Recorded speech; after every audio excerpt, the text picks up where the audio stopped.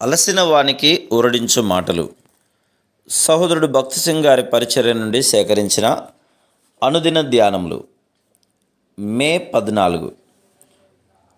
జలములు మనలను ముంచివేసి ఉండును, ప్రవాహము మన ప్రాణముల మీదుగా పొర్లి పారియుండును.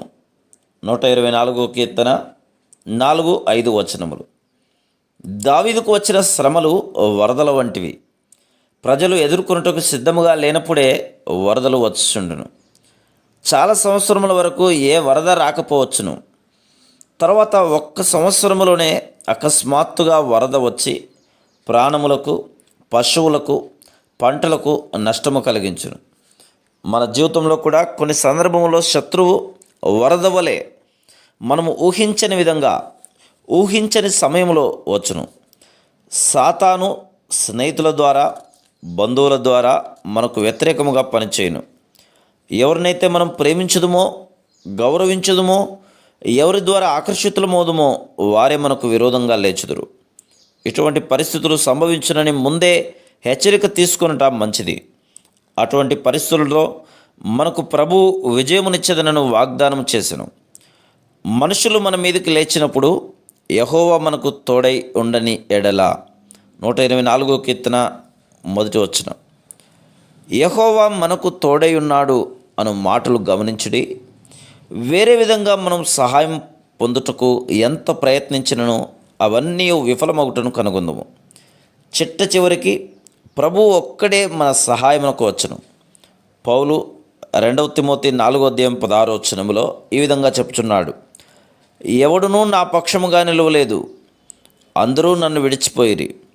కానీ తర్వాత వచనంలో, అనగా 17 వచనంలో ఈ విధంగా చెప్పుచున్నాడు: నా ద్వారా సువార్త పూర్ణముగా ప్రకటింపబడిన నిమిత్తమును, అన్యజనులందరూ దాని విను నిమిత్తమును ప్రభువు నా ప్రక్క నిలిచి నన్ను బలపరచెను గనక నేను సింహము నోట నుండి తప్పించబడి తిని.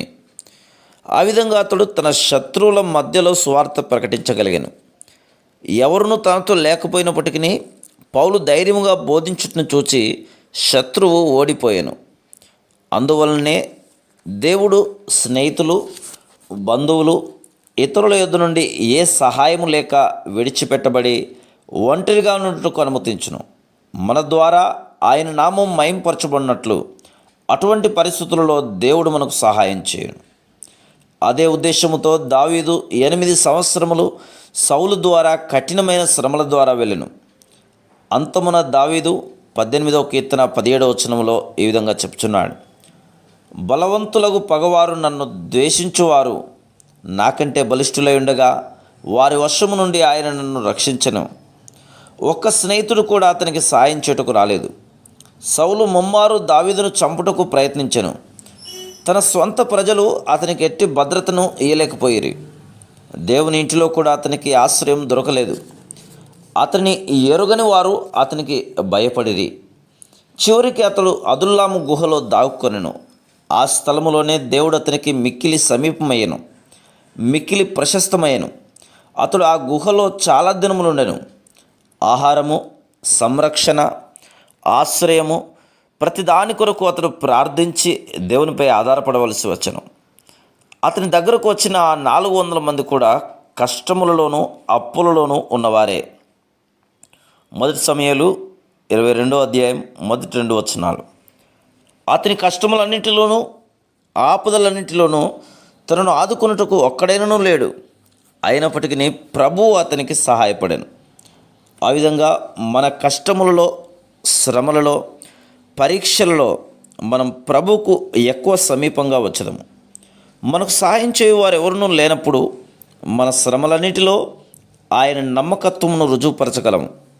66వ కీర్తన 10-12 వచనములలో దావీదు సమృద్ధి గల చోటికి వచ్చినట్లు చదవగలము. ఆత్మీయంగా మనలను సమృద్ధి గల స్థలమునకు తీసుకొని వచ్చుటకే ఆయన మనల్ని శుద్ధి చేయు అగ్ని ద్వారా, బాధకరమైన అనుభవముల ద్వారా తీసుకొని వెళ్ళును. Praise the lord.